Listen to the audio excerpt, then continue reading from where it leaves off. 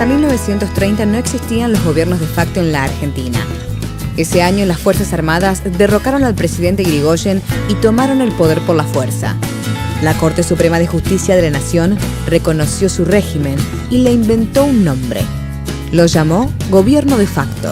Desde entonces hubo en total 6 golpes de Estado y 13 presidentes de facto.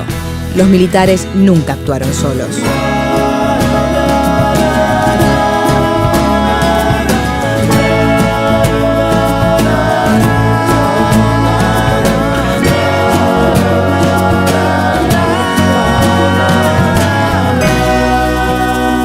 Esta serie cuenta la historia de esos hombres y de las corporaciones que los sostuvieron. Doctor, es un placer estar con usted acá. Quisiera pedirle si puede hacer un recorrido de lo que fue la Ley Sáenz Peña, que fue un antes y un después. Todos sabemos lo que pasa a partir de 1860. Buenos Aires domina el país, de alguna manera. Tanto en la Argentina como en casi toda América Latina, se establecieron repúblicas oligárquicas. Esas oligarquías se mantenían en función de fraude electoral, no había... Se legitimaban a través de un argumento, bueno, no podemos dejar a estos negros, estos indios, estos mestizos manejarse por sí mismos, hay que educarlos antes y después vamos a llegar a la democracia.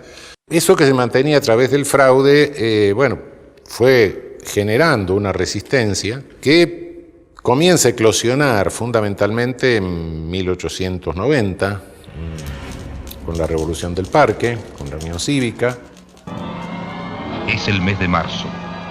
Se va a elegir presidente a la manera tradicional. La Unión Cívica, que ya es fuerza popular, tras una convención se abstiene no conforme con el sistema. Pese a la abstención de la Unión Cívica, el trámite se cumple. El país tiene un nuevo presidente, Sáenz Peña. Entonces, llega la ley Sáenz Peña, es decir, se concede el voto secreto obligatorio, terminan las elecciones que se hacían en los atrios de las iglesias, los balazos, el voto cantado, las bolsas con libretas. La bolsa de libreta, todas esas cosas. 4 años después, la ley se cumple. Bajo la ley Sáenz Peña, el pueblo va a votar. El poder cambiará de mano y de doctrina. Irigoyen es presidente. Después, los hechos que han entrado en la historia. Un carruaje tirado por el pueblo desde el juramento hasta el poder. Primer presidente electo por mayoría popular, con voto secreto obligatorio, Hipólito Yrigoyen en 1916, que es el movimiento de ampliación, el primer movimiento, la primera ola de ampliación de ciudadanía real, que abre a la clase media argentina.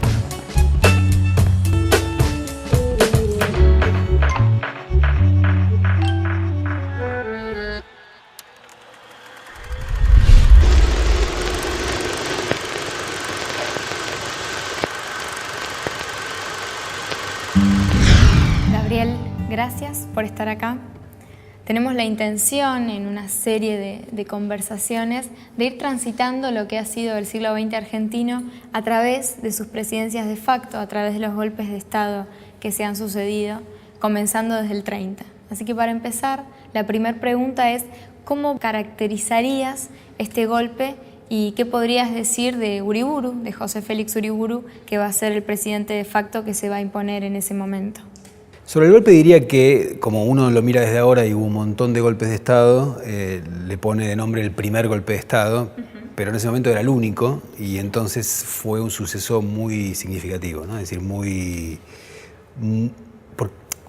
trascendente porque rompía una larga época de institucionalidad que, más allá de que en Argentina antes de 1916 había un sistema de gobierno controlado por un grupo pequeño, donde por momentos se aplicaba el fraude, de todos modos nunca había habido un quiebre en la legalidad, ¿no?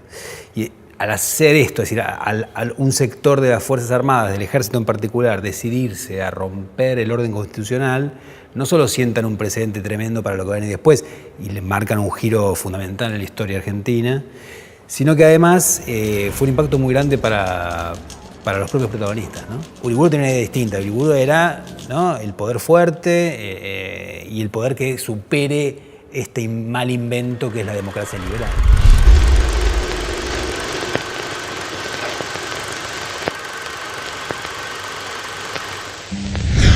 Bueno, el golpe de 1943 es un golpe que los contemporáneos recibieron sin sorpresa.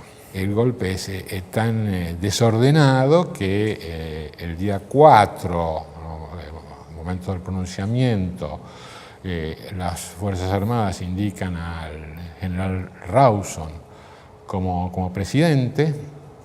El día 6 a la tarde, si uno mira los diarios de la tarde, se podía leer el gabinete de Rawson que iba a jurar el 7 a la mañana, y el 7 a la mañana no jura Rawson, sino que jura el general Pedro Ramírez. Llega la noche, era una noche que había, según las crónicas de la época, mucha niebla, llega el general Rawson, y ellos necesitaban un general, que el general Rawson no era miembro del GO, Anaya tampoco era miembro del GO, o sea que en esta conspiración había algunos pocos oficiales del GO y muchos que no lo eran y que tampoco sabían de la existencia del GO.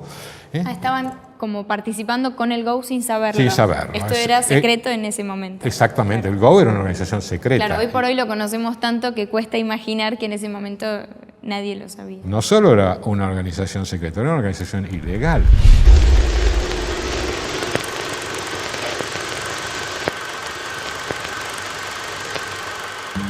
En cuanto al Farrell de la coyuntura, Farrell es de lo mejor que sale del GO, ¿no? Es un nacionalista, no fanático, respalda a Perón, que es lo nuevo en esa Argentina, es lo nuevo. Ahí ocurre el 17 de octubre, en el cual Farrell no tiene nada que ver. Nada, pero nos interesa. Claro, pero bueno, por lo menos hay algo que sabemos, no reprime. El 17 de octubre no hay represión, hay por el contrario, se facilita el 17 de octubre, hay puentes que se bajan para que pasen los obreros. Lo que más logra y lo que genuinamente logra el primer peronismo es una conciencia antipatronal por parte del obrero. Hay muchas declaraciones de obreros que dicen: con Perón aprendimos a faltarle el respeto a los patrones.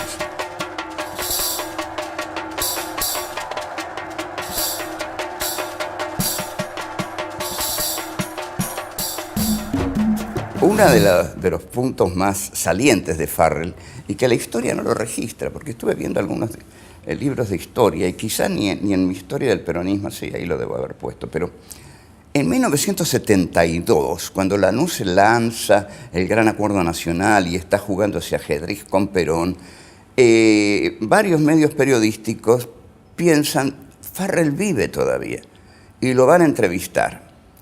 Y Farrell se destapa con un gran respaldo a Perón en ese momento, ¿no? Como se está discutiendo esa etapa en el 72, irlo a ver al general Farrell era interesante, porque Farrell era un testigo de la época.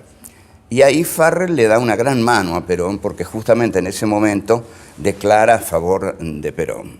Y bueno, entonces ahí tenemos un Farrell... Un dato notable. Un dato notable de Farrell, que nadie creo que conoce.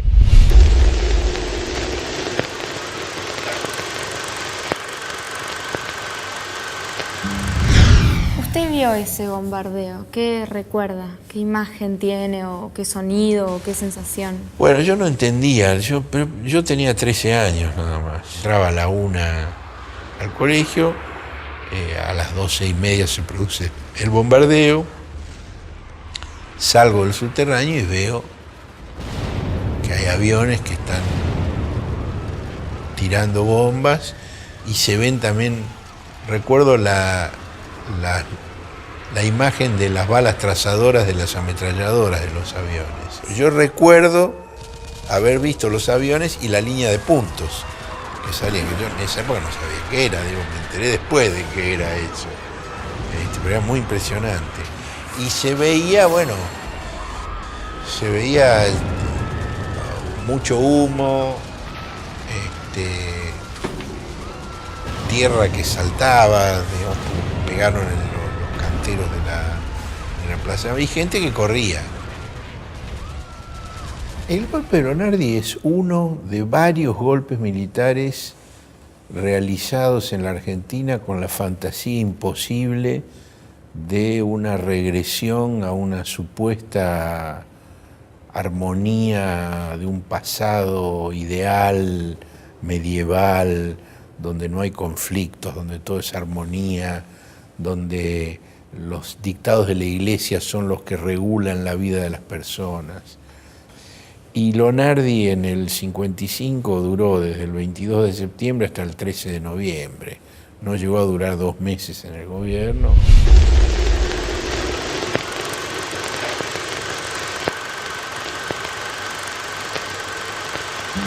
Buena parte de la disputa de la resistencia en esos primeros 2 años, digamos, pasa por disputar qué sentido debe darse a la experiencia peronista que recién concluyó. Hay una operación muy grande del Estado en manos de los golpistas que insisten en describir de cierto modo la experiencia peronista que ha terminado. Y la lucha que da la resistencia es por decir que la experiencia peronista es una cosa distinta de la que el Estado dice. Quisiera que hagas una alusión al intento de golpe del 56 con Valle y Tanco y bueno, los fusilamientos de José León Suárez que va a denunciar Rodolfo Walsh en la operación Masacre. Yo creo que en la memoria del peronismo aquello quedó como la exhibición del odio antipopular y naturalmente antiperonista, y en tanto antiperonista, antipopular, del antiperonismo, ¿no? La expresión más brutal de que estaban dispuestos a todo.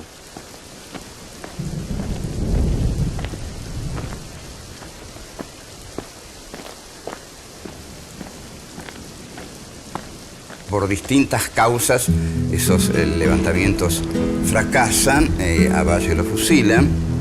A uno de los que van a fusilar, la mujer va a la Quinta de Olivos a pedirle a Aramburu que lo perdone y viene un conserje, un empleado a decirle: el presidente duerme. ¿En qué estarán convertidos mis viejos zapatos? Lo cual quiere decir mucho más que el presidente duerme. Quiere decir, al presidente no le importa nada de lo que está pasando. Ni le importa, señora, que fusilen a su marido. ¿A dónde fueron a dar tantas hojas de un árbol? Ni le importa que maten en zonas embarradas, oscuras, siniestras, zanjas, a los 28, 29 militantes peronistas que mataron. El presidente duerme.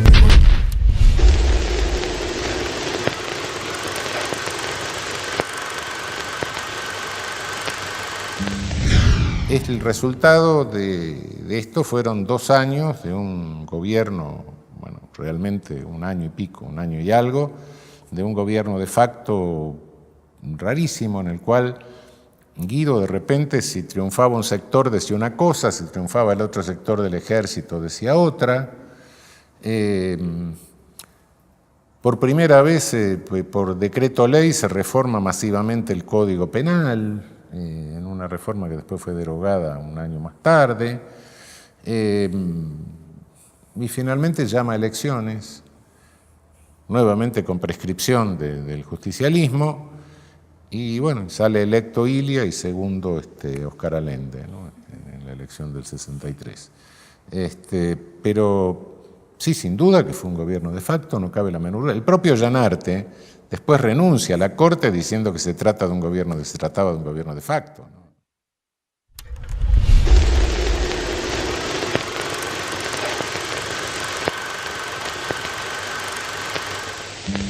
Ir por más en ese momento significaba no dejarse quitar ni siquiera estas dos cosas. Se da esta característica, por un lado, de una clase obrera formada, consciente, que nunca había sido avasallada, y de una clase obrera que empieza a vivir en el año 68 un protagonismo muy grande del estudiantado. Al punto tal que en abril y mayo de 1969 el estudiantado, no solamente de la Universidad Pública, sino también de la Universidad Católica de Córdoba, estaba en plena efervescencia y con los comedores universitarios y muchas de las sedes universitarias tomadas. De ahí que uno de los bastiones del Cordobazo haya sido el barrio universitario llamado Barrio Clínicas. Yo te digo, yo fui parte de esa generación, yo tenía 16 años cuando fue el Cordobazo, y teníamos clarísimo que así como morían Bello y Cabral a los 18, salíamos a la calle y nos daban unos palos que no te pedían si tenías 16, 18, 22. Te molían a palos.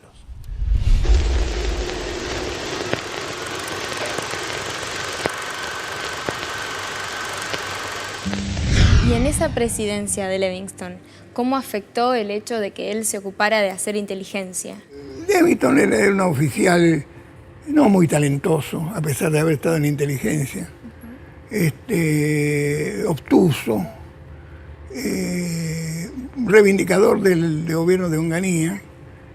Él decía que los parámetros económicos mostraban que había sido un gobierno exitoso, cosa que no contrastaba con la realidad. De todas maneras, él nombró un gabinete que lo pinta de cuerpo entero. Él tuvo libertad de acción para eso. Es decir, mostraba que tenía planes a mediano y largo plazo. O sea que él tenía, más allá de que lo habían llamado sin que él lo esperara, él tenía un proyecto de gobierno. Por lo menos lo elaboró en el avión. En el momento, pero claro. En definitiva era lo mismo que Onganía. Yo lo que quiero resaltar con eso es que tenía una concepción, digamos, propia de los servicios, digamos, maniqueísmo, blanco y negro, no hay matices, el enemigo es este y ahí le damos. Y no entendió lo que estaba pasando en la sociedad porque todo era subversivo. Las huelgas, los pronunciamientos incluso de las cámaras empresariales, todo eso era para él algo que se escapaba a su comprensión.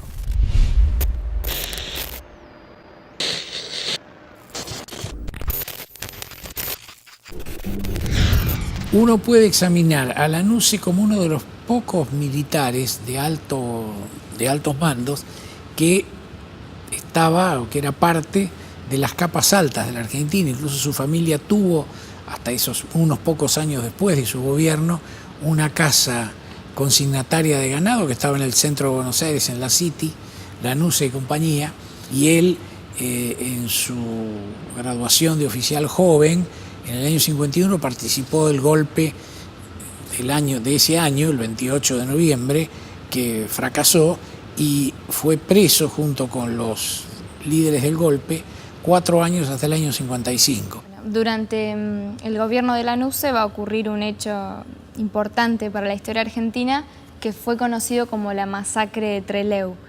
Esta masacre fue la represión de un intento de huida que se había producido en la cárcel de Trelew, por paradoja de la historia, la cárcel donde había estado preso Lanusse del 51 al 55, y en esta cárcel había un gran número de presos políticos.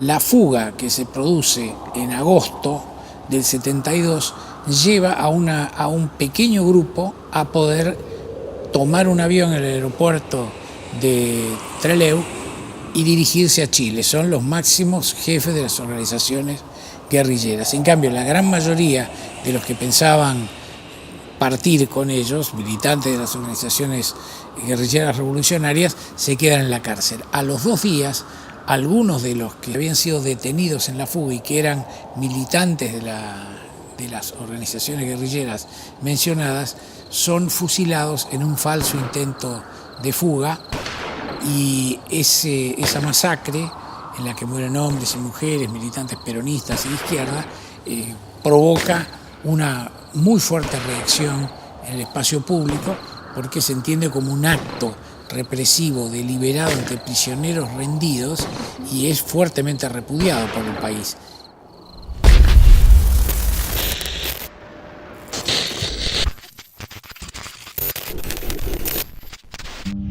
Una dictadura que tenía un proyecto que iba más allá de la represión o de cambiar el gobierno, etc. La represión y el terrorismo fue instrumental para la creación de un nuevo tipo de sociedad. Y en todo ese entramado, la figura de Videla, una figura central.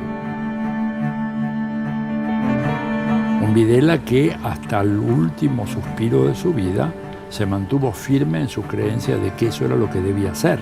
Y el hombre murió absolutamente convencido de lo que estaba haciendo. O sea, demostró ser realmente un fanático, un sectario, un hombre que con poder utilizó el poder de una manera implacable para eliminar cualquier vestigio de resistencia. Porque acá un error muy grande sería que caer en la tentación de decir, bueno, estamos en presencia de un monstruo, ¿verdad? Y por lo tanto, muerto el monstruo, desaparece, digamos, la monstruosidad. No es el caso. Todo esto también van a jugar un papel fundamental los medios de comunicación, que son quienes van a ir construyendo diariamente un sentido sobre lo que está ocurriendo. ¿De qué rol hablamos con los diarios? El rol de los medios no solo fue muy importante, sino que fue cualitativamente distinto de lo ocurrido en dictaduras anteriores. Yo creo que lo que ocurrió es que se hicieron socios de la dictadura, cosa que no había ocurrido en las dictaduras anteriores. A partir del proyecto de papel prensa, Clarín y La Nación empiezan a concertar su política con la dictadura militar y entonces terminan siendo lisa y llanamente voceros de la dictadura militar.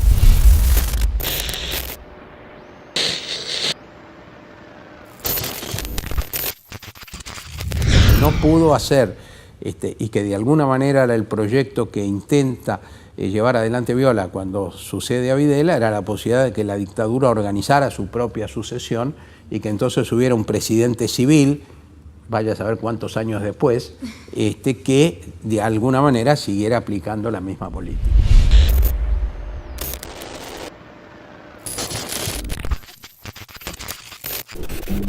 El general Galtieri se formó en la Escuela de las Américas. El Comando Sur, la Escuela de las Américas, es una escuela que tomó todos los esquemas de represión que se habían utilizado en el mundo, en las guerras coloniales, en toda la situación. El general Galtieri, Leopoldo Fortunato Galtieri, es uno de los mayores responsables, no solo de crímenes de lesa humanidad en este país, sino de crímenes de lesa humanidad en el exterior. Y además es el responsable del tema de Malvinas. Ellos, encandilados por este poder, porque ellos cada uno quería demostrarle a Estados Unidos que era mejor en el tema de Cóndor. Es decir, el mismo hombre que destruye a tantos argentinos en función de la seguridad nacional, en el momento que va a Malvinas es traicionado por Estados Unidos, por Pinochet, y te digo, Stroessner mismo. Te das cuenta que estaba rodeado de traidores.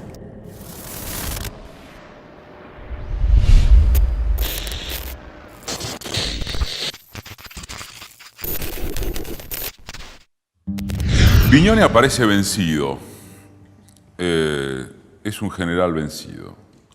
Yo tengo muy presente su primera aparición televisiva diciendo el que esté en condiciones que tire la primera piedra o cosas por el estilo. Es un general que no muestra la potencia necesaria como para mostrar que está al frente de una transición firme.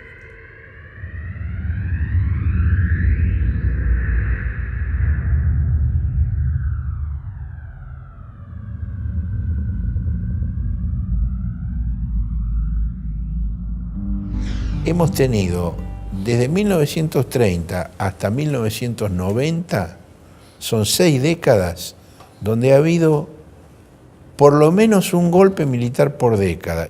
Y todos los golpes exitosos han tenido como derivación, como salida, una restauración política sobre bases liberales, salvo el golpe del 43, cuya salida es el surgimiento del Movimiento Nacional y Popular liderado por Perón. Cuando usted dice bases liberales, ¿a qué se refiere para imaginar estas salidas? Bueno, Uriburu da el golpe del 30 con un planteo corporativo, antidemocrático, e inmediatamente asume el poder el general Justo, que tiene una relación totalmente distinta con los partidos políticos y sin ninguna fantasía de tipo corporativista. El golpe del 76 también, todas las banderas de la pureza y de la lucha contra la corrupción. El comandante de la Fuerza Aérea, Agosti, hace un discurso donde él parafrasea el misterio de la Santísima Trinidad y dice que la Junta Militar son 3 poderes distintos que forman uno único e indivisible. Esto es permanente en toda esta retórica. Ahora, la economía la maneja Martínez de Oz. El principal enemigo son los medios de comunicación. El partido político de la derecha son los medios de comunicación. Lo que quiere esta gente es que le dejen libre el mercado. Si le dejan libre el mercado, se lo devoran y el mercado es de ellos. Al ser el mercado de ellos, el mercado es antidemocrático. Y lo que quieren para devorarse el mercado es que el Estado no intervenga. Entonces, mercado libre y Estado mínimo es todo lo que piden fundamentalmente la derecha. ¿Acepta usted por esposo al Y aquí señor es donde entra Juan Francisco también de Castro? el entretenimiento. Sí.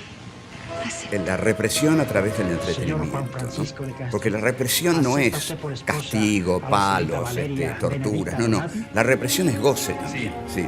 Yo te someto, te reprimo, dándote lo que vos creés que te gusta más.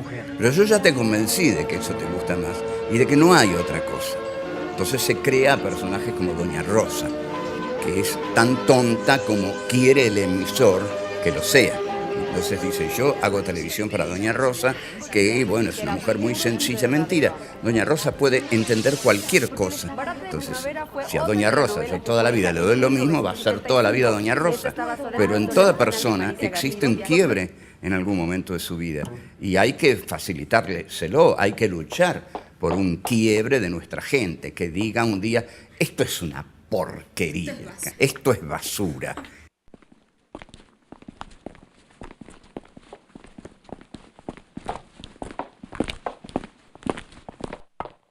La política de memoria, verdad y justicia son de una importancia notable.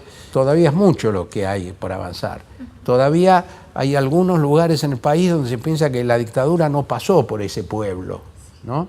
Entonces, esa historia de cada una de las ciudades y de los pequeños pueblos de la Argentina durante la dictadura militar todavía está por construirse, pero me parece que estamos avanzando mucho en ese sentido. Yo quiero rescatar el papel que ha tenido la parte significativa de la sociedad argentina.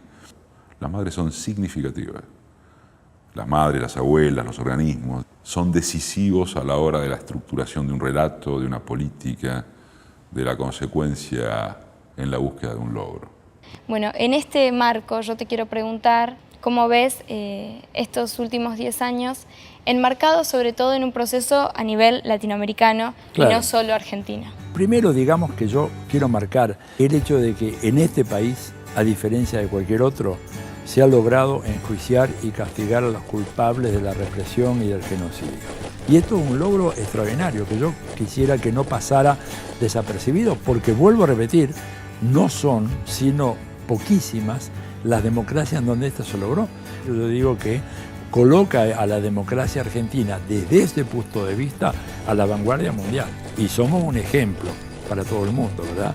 Juicio y castigo a los represores.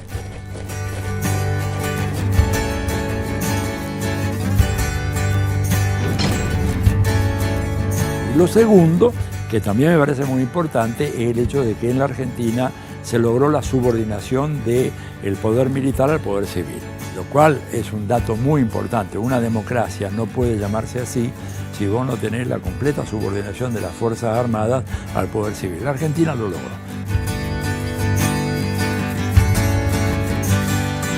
es decisivo. Este es un periodo decisivo en la historia de América Latina, porque nuestro destino ahora es recolonización o independencia. Así que tenemos un camino que tenemos que enfrentarlo sabiendo de lo que se trata. El pueblo quiere saber de lo que se trata.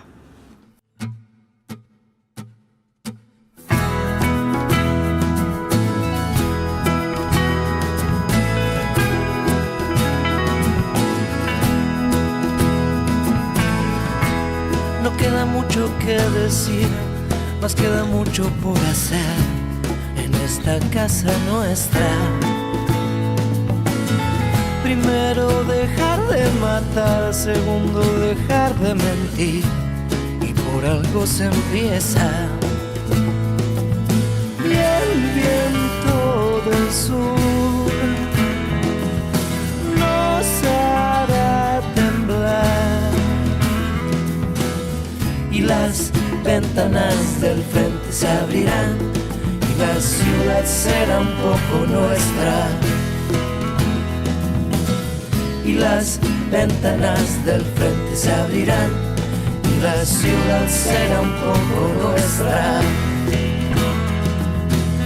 El cielo nos verá baldear, el patio y las plantas regar en esta casa nuestra.